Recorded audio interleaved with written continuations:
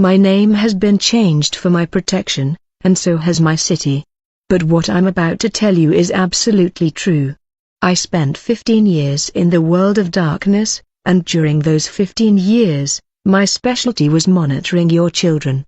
Not physically, not by following them in the street. No. I monitored them through their phones, through the apps they use every day. And what I did with the information I gathered will chill you to the bone. My name is Femi, I'm 20 years old today, and I live in Kasa in the Democratic Republic of Congo. The man you see before you, this man who can finally sleep without hearing voices, without seeing children's faces in his nightmares, this man is not the same man I was just 2 years ago. 2 years ago, I was an agent of darkness, a modern-day urban sorcerer. And my main mission, the one that brought me the most power in the spiritual world, was monitoring Christian children and teenagers. I know what I'm about to say is hard to hear. Some parents watching this video will be shocked. Others will be scared. But I have to speak out. I have to reveal what the kingdom of darkness is doing to your children while you think they're safe because they're sitting in their rooms, phone in hand. The truth is, their phones have become the most effective gateway we've ever had. But before I reveal how it all worked, let me tell you how I became this man. How an ordinary young Congolese man from Matadi became an instrument of destruction targeting the children of believers. Today, I am free, completely free. But for you to understand the magnitude of what I'm about to reveal, you need to know where I come from. I was 22 when everything changed. At that time, I was a normal young man. I grew up in a working-class neighborhood in Matadi, near the port. My father was a dock worker at the port of Matadi. He left every morning before dawn and returned in the evening, exhausted but proud. My mother sold bin fritters at the central market, bin fritters that the whole neighborhood loved. We weren't rich, far from it. Some evenings, there was only one pot of fufu and a little pondu for the whole family. But we had the essentials, we had love. We had faith. We had a roof over our heads. I had 3 sisters and 1 brother. I was the second oldest. My eldest brother, the one who went to work in the Colsea mines a few years later, took care of us while my parents were at work. We were an ordinary family from Matadi. A family that went to the Pentecostal church every Sunday morning, that prayed before meals, that sang hymns while washing dishes. My father knew the Bible by heart. Not a Sunday went by without him reciting a passage from the Psalms to us. My mother was in the choir. Her voice was so loud that the neighbors could hear it from the street. I'm saying all this so that you understand something important. I didn't come from a broken home. I didn't come from a background where witchcraft was accepted. On the contrary, my family had been Christian for 3 generations. My paternal grandfather had been converted by Swedish missionaries in the 1940s. Faith ran in our blood, and yet, despite all that, darkness found a way in. I had finished secondary school at the Matadi High School and dreamed of becoming a computer scientist. Computers fascinated me. At that time, there weren't many in our city, but I sometimes went to an internet cafe downtown to surf the web. I spent hours learning, discovering this digital world. If I had known how technology would become the instrument of my destruction and that of others, I would have run in the other direction. It was during this time that my little sister, the one I loved most in the world, became seriously ill. She had fevers that wouldn't break. The doctors at the Matadi hospital couldn't find anything wrong. The tests came back normal, but she was wasting away. Every week, she lost a little more weight. Every night, she cried in her sleep. My mother cried constantly. My father couldn't sleep anymore. A neighbor, a man respected by everyone in the neighborhood, came to see my father. He told him he knew someone who could help, a traditional healer, a marabout who lived in a village near Boma. My father refused.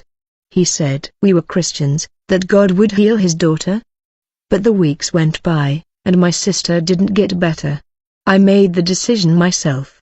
Without telling my parents, I went to see this marabout. I took the bus to Boma and then walked for 2 hours along a red dirt road that led into the forest to a village whose name I won't mention. The village was small, a dozen or so mud huts arranged in a circle around a large tree. An enormous baobab whose branches seemed to touch the sky. There was a strange smell in the air, a mixture of something else, something heavy and dark. The marabout lived in the hut furthest from the tree. When I arrived, he was sitting on a wooden stool in front of his door, a thin old man with eyes that seemed to see right through you. He wore a white bubu stained with dirt and dozens of leather and beaded bracelets around his wrists. At his feet were objects I couldn't identify, animal horns, bottles filled with liquids of different colors, knotted pieces of fabric. He was waiting for me. I don't know how, but he knew I was coming.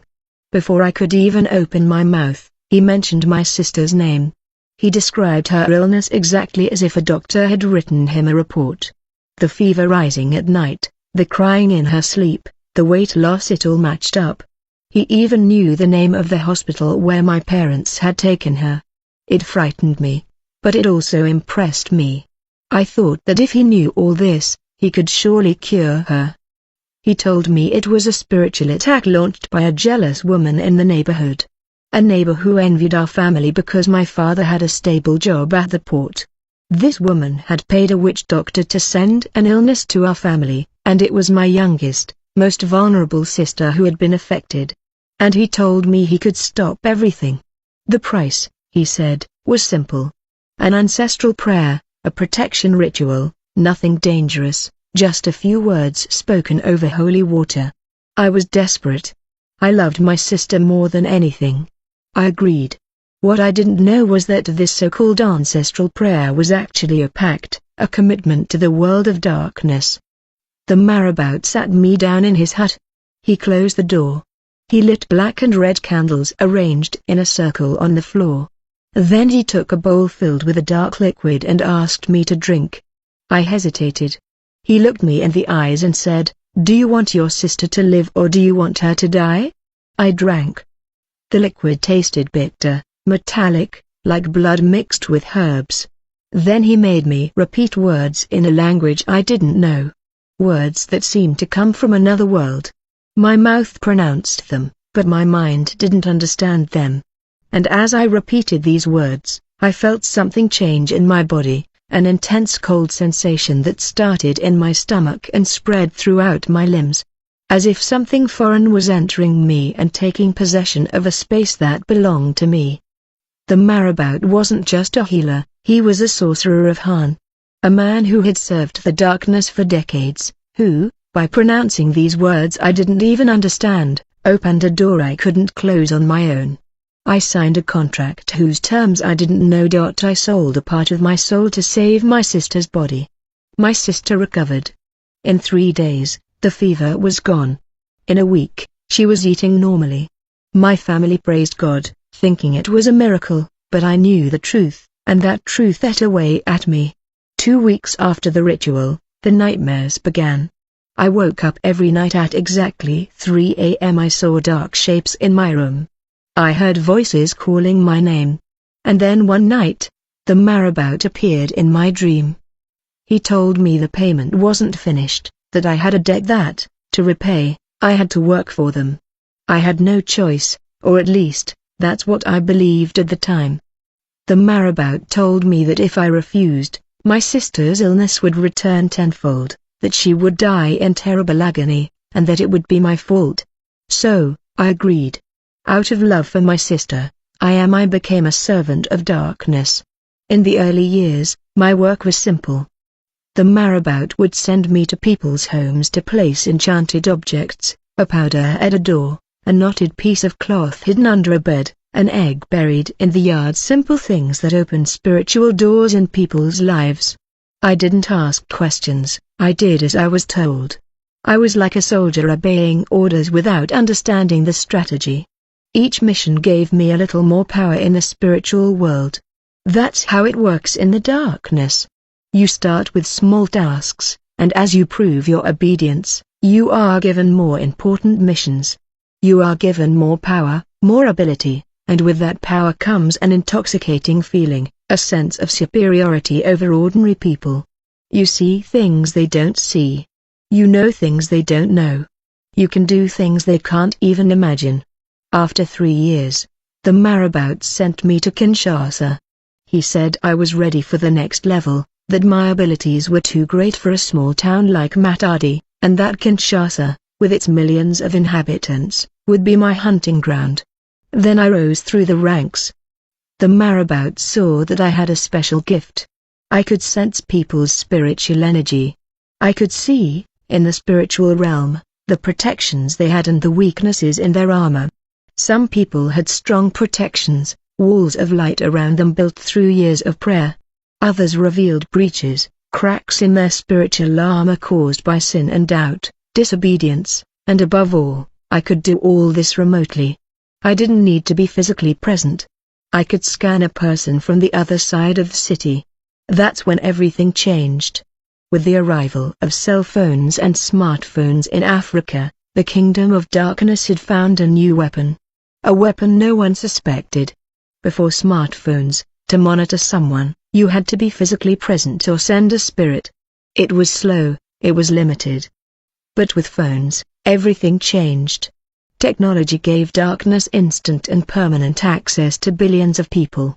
I'm going to explain how this works, and I ask you to listen very carefully, especially if you are a parent. What I'm about to tell you isn't theory. It's what I've practiced for over 10 years. In the spirit world, every object you use regularly becomes a connection point. Your phone, the one you touch hundreds of times a day, the one next to you when you sleep, the one you look at as soon as you wake up. That phone is the most powerful connection point that exists today. More powerful than any fetish, more powerful than any charm because you never part with it. But the problem isn't the phone itself, it's what's happening inside it.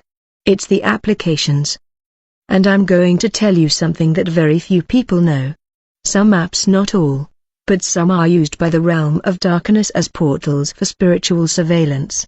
When I was in the darkness, we identified 3 categories of apps that gave us direct access to children and teenagers.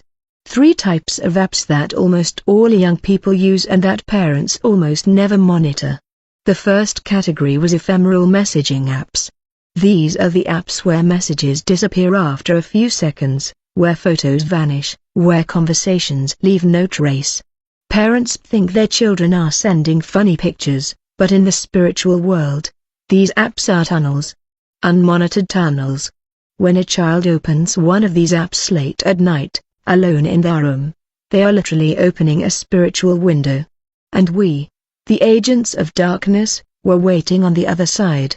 I'm not talking about human pedophiles, I'm talking about something much deeper. In the spiritual world, we could see when a child was online.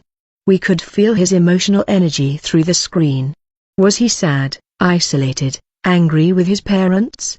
Every negative emotion was an open door, and through these ephemeral apps, we send influences, thoughts that weren't there, and sudden urges to disobey, feelings of rejection, loneliness, and rebellion. A parent might tell me, but they're just apps. How can an app be a spiritual portal? Let me explain with an example from my own experience.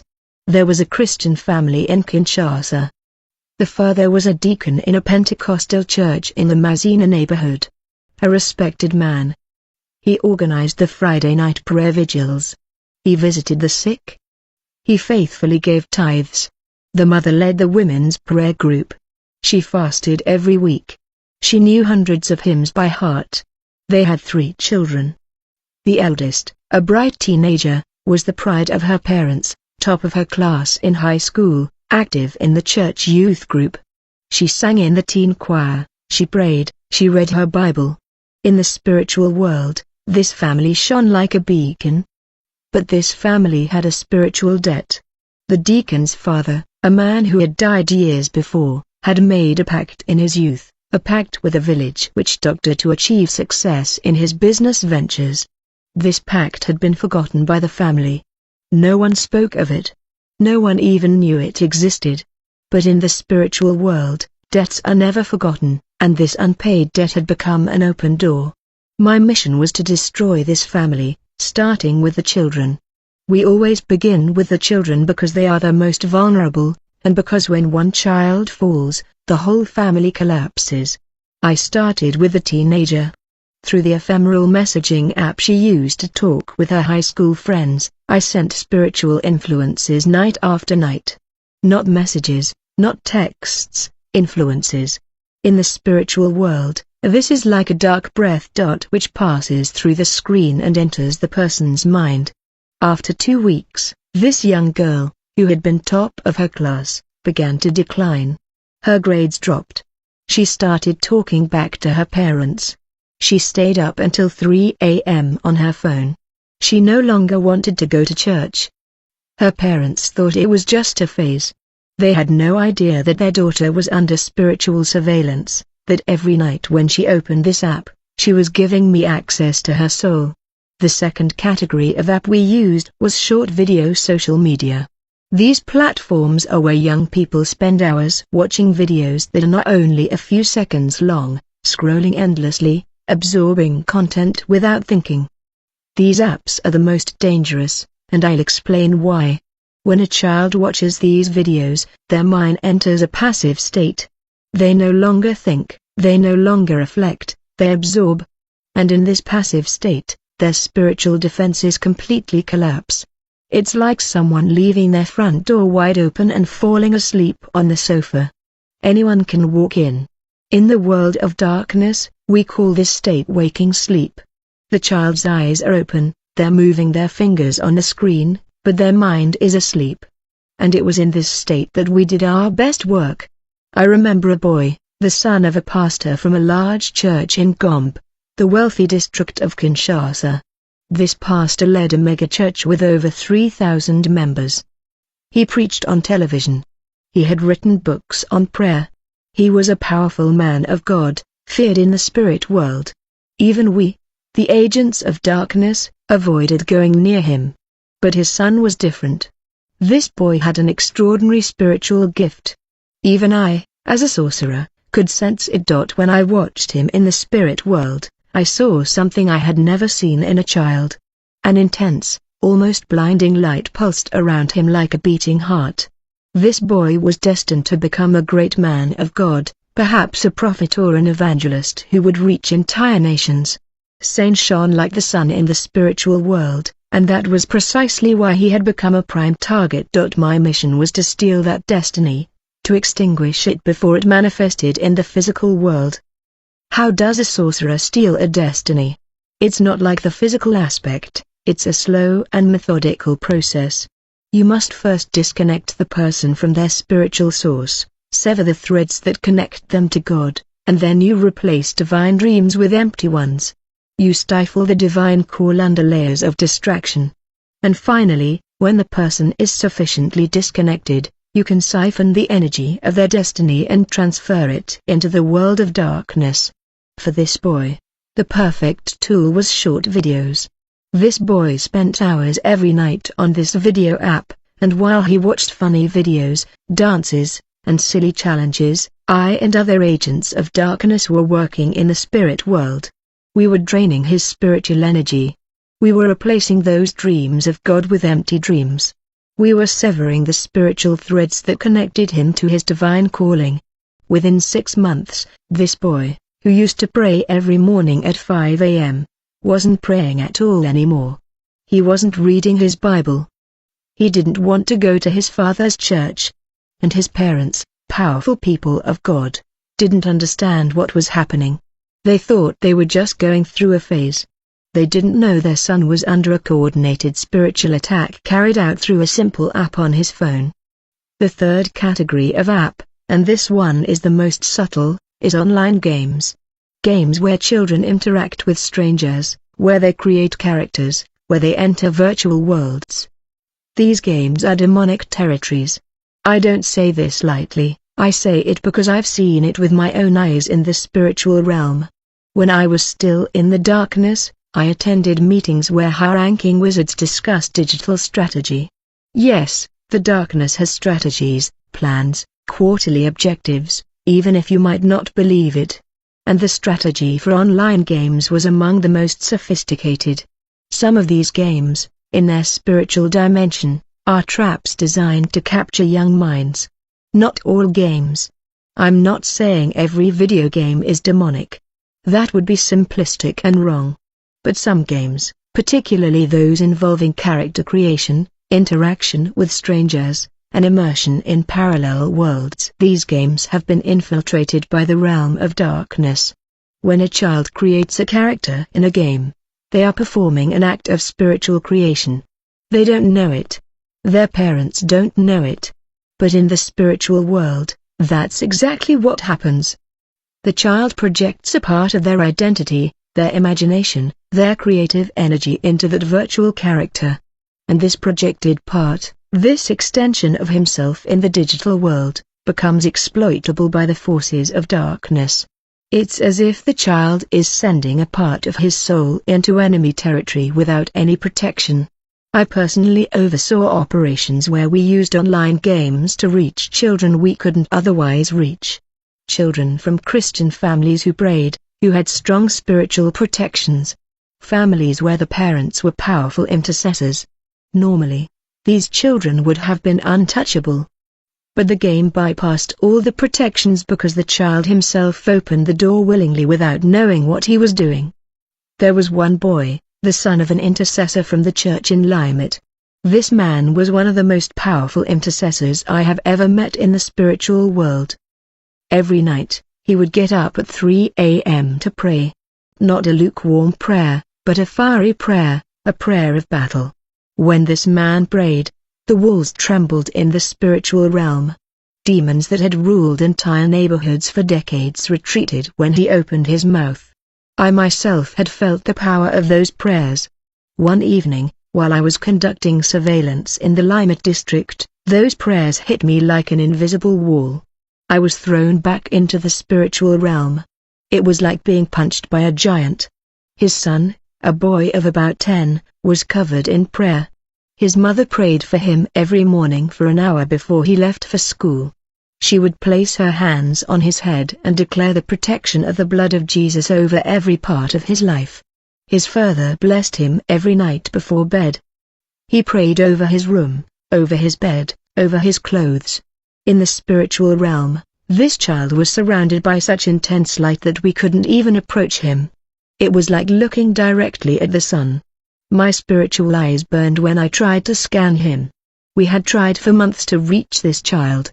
Direct attacks repelled instantly, nightmares sent but dissolved by prayers before he even fell asleep. Attempts at night paralysis. Impossible. The light was too intense. Demonic agents sent physically. They couldn't get within 50 meters of the house. His parents' prayers protected him like an impenetrable wall of fire. I reported this failure to the marabout. He laughed at me. He said, "Don't you understand? You can't attack a protected child from the outside. The child has to open the door himself from the inside." So, we changed our strategy. Instead of attacking him directly, we waited patiently for weeks. And one day, a school friend showed him an online game. A popular game that millions of children played all over the world. A seemingly innocent game, battles, building, teams. The child started playing. First for a few minutes, then for hours. He played in the evenings after school. He played at night, secretly from his parents. He played on weekends instead of going to Sunday school. And with each gaming session, his parents' spiritual protection weakened a little more. Not because the prayers had stopped working, but because the child himself, of his own volition, was opening a breach. The game had become a door.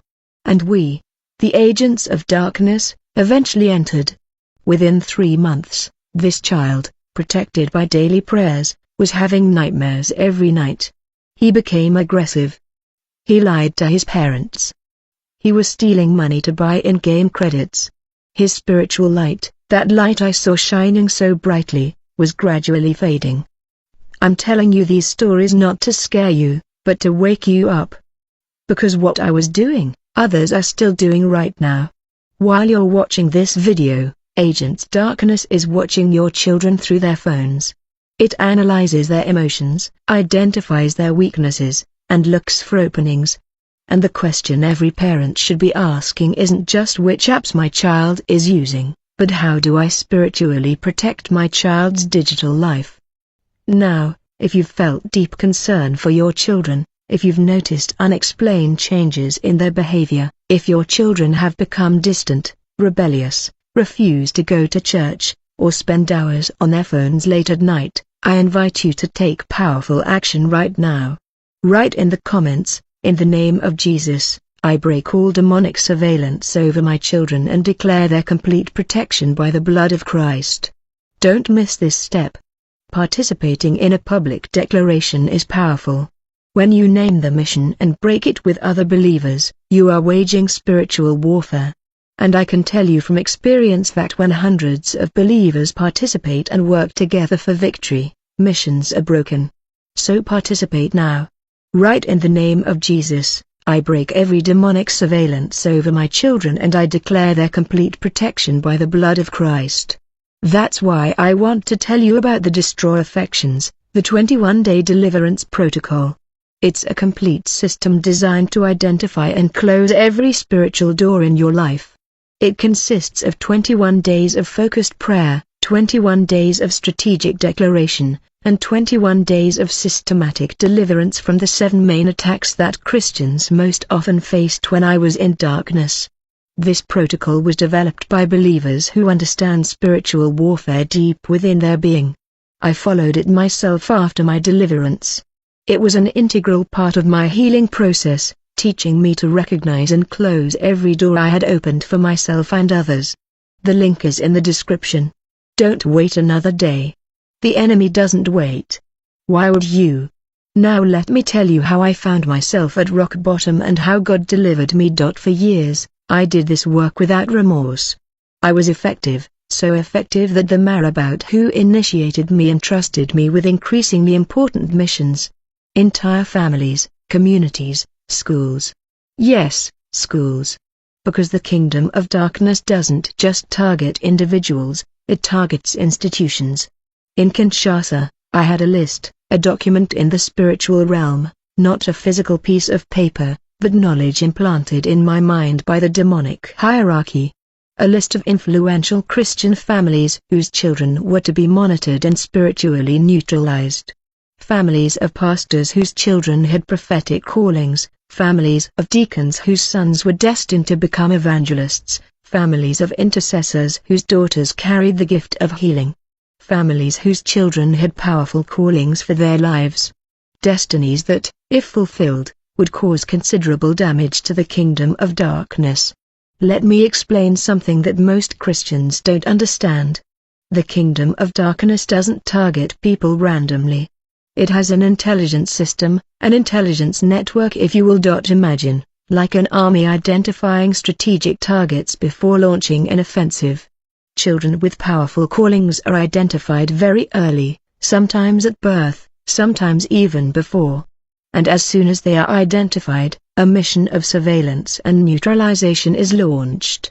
My role was to be the surveillance agent, the one who observes, analyzes, and finds the weaknesses. And my method has always been the same since the advent of smartphones. Identify the child's most used application, the one on which they spend the most time, the one that captures all their attention. Create a spiritual entry point through this application. Monitor the child's digital habits. Identify their emotions, their vulnerabilities, their moments of vulnerability, and then subtly influence them at first, then more and more directly until the child is completely disconnected from their divine source, and finally destroy, steal their destiny, and extinguish the light. It's a process that can take weeks or months, sometimes even years for the most protected children. But the kingdom of darkness is patient. It has eternity before it, and it knows that the destruction of a single child called by God can affect entire generations. But as the years passed, something began to change within me. Not a sudden illumination, not a flash of awareness, not an angel appearing to me in a dream. No, it was more insidious than that, slower, deeper. It was the faces. The faces of the children I had destroyed appeared in my dreams. Not like nightmares sent from the spirit world. No, these dreams came from my own conscience. A conscience I thought I had killed long ago. I saw the face of the deacon's teenage daughter, the one I had made rebellious through ephemeral messaging. I saw her again one day in the street in Kinshasa, and she was unrecognizable. Bitter, with a vacant stare. She had dropped out of school. She no longer lived with her parents. This bright girl, this top student, walked the streets of Kinshasa like a ghost. I saw the face of the pastor's son from Gombe. This boy whose destiny I had stolen through short videos. His father had closed his church. The scandal ofsen fulslavet bris. Tout un. A scattered community of believers, a church dead because of what I had done to a single child. And there were dozens of other faces, perhaps hundreds, children whose futures I had hijacked, families I had shattered, destinies I had stolen, all through a simple phone call. The nightmares became unbearable. Every night, without fail, I woke up in a sweat, the sheet clinging to my trembling body.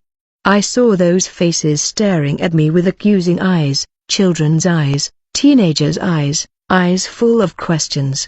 Why did you do this to me? What did I do to you? Why did you steal my future? And the voices in my head gave me no rest. Multiple voices overlapping. Some were the voices of dark spirits giving me new missions. Others were the voices of the victims. Still others were the voice of my own conscience. That little inner voice I tried to silence for 15 years, the one that refused to die. The world of darkness rewarded me for my effectiveness. I'd been given a high rank. I had responsibilities. I led a team of junior sorcerers in the Bandar-Lungwa district. I had power, respect in the spirit world. Demons greeted me as I passed by. But my soul was becoming disillusioned, like a building whose foundations are slowly rotting. The exterior seemed solid, but inside, everything was crumbling. I started drinking. First one beer in the evening after the show, then two, then a whole bottle of local whiskey. The alcohol numbed my voices for a few hours. It created a kind of fog in my mind that prevented faces from appearing clearly. But as soon as the effect wore off, the voices returned stronger, more insistent. I tried drugs, room at first, then harder stuff. She gave me a few moments of silence. An artificial, chemical silence. Then the silence would turn into screams. Screams so loud that I covered my ears, knowing perfectly well it was pointless since the screams came from within. I couldn't sleep anymore, no more than 2 hours a night. I couldn't eat anymore. Food had lost all its flavor. Everything tasted like ashes. I was wasting away before my very eyes. My body was destroying itself as quickly as my mind. People in the street thought I had AIDS.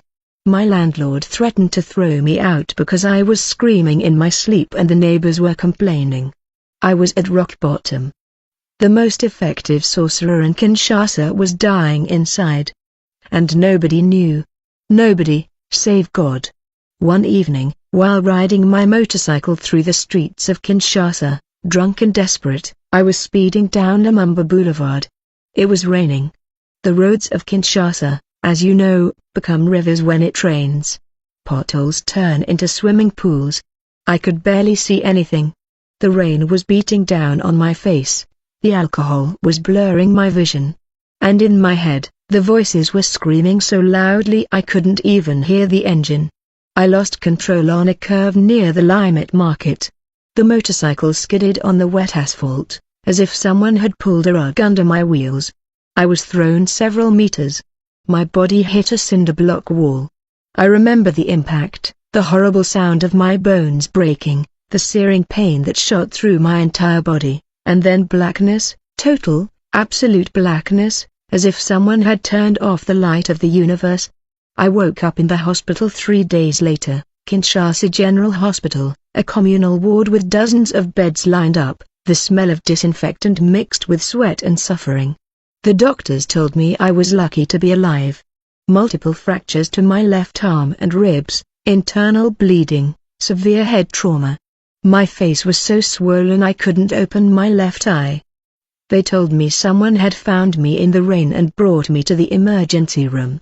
A stranger, a man no one saw arrive and no one saw leave. The nurses described him as a tall man, dressed in white, who dropped me off at the entrance to the emergency room and disappeared into the night. No one knew who he was. During my convalescence in the hospital, confined to that bed for weeks, unable to move, something extraordinary happened. A pastor was visiting the sick. He went from bed to bed, praying for the patients. When he came to my bed, he stopped. He looked at me for a long time and said something that made my whole body tremble. He said, "My brother, I don't know who you are, but the Holy Spirit tells me that you are carrying a burden that is not yours, and God wants to set you free today." I wanted to push him away.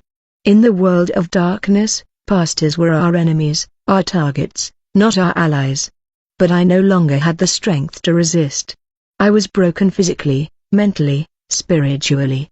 I was at rock bottom. The pastor placed his hand on my forehead. And when he began to pray, something happened that I cannot explain with ordinary words. I felt an intense heat coursing through my entire body. Not a feverish heat, but a heat of light, as if the sun had entered my chest. And I heard a voice, not the pastor's voice, not the voices of darkness, but another voice, deeper, more powerful than anything I had ever heard in the spiritual world. This voice said, "Set them free." 2 words, just 2 words. But those 2 words shattered